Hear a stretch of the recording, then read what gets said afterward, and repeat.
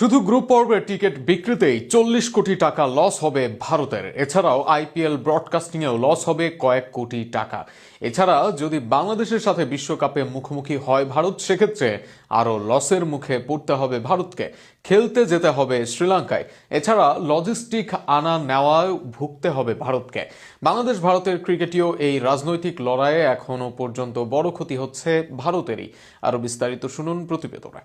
বর্তমানে বিপিএল চললেও দেশের ক্রিকেট কিংবা বিশ্ব ক্রিকেটে চলছে ভারত বাংলাদেশের ভিন্ন এক লড়াই। আর সেই লড়াই ভারত শুরু করলেও দু পা এগিয়ে আছে বাংলাদেশই।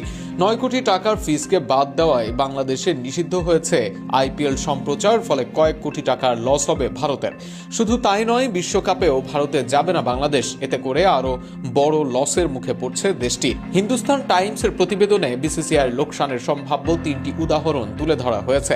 বাংলাদেশের ম্যাচ ভারত থেকে সরিয়ে নেওয়ার পর সেই জায়গায় অন্য কোনো ম্যাচ দেওয়া না হলে বিসিসিআই লোকসানের পরিমাণ হতে পারে 7 থেকে 30 কোটি রুপি, যা বাংলাদেশি টাকায় হতে পারে 40 কোটি টাকারও বেশি। আবার ধরা যাক বাংলাদেশের ম্যাচ সরিয়ে নেওয়া হলো ঠিকই, কিন্তু সেই জায়গায় অন্য কোনো দলের ম্যাচ আয়োজন করা হলো, তখন লোকসান অনেক কমে আসবে।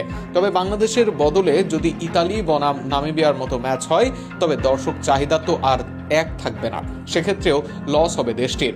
শুধু তাই নয়, বাংলাদেশের এতগুলো ম্যাচ সরিয়ে নেওয়া, সেখানে নতুন ম্যাচ দেওয়ায় লজিস্টিক্সের বেশ বড় ঝামেলায় পড়বে আয়োজকরা।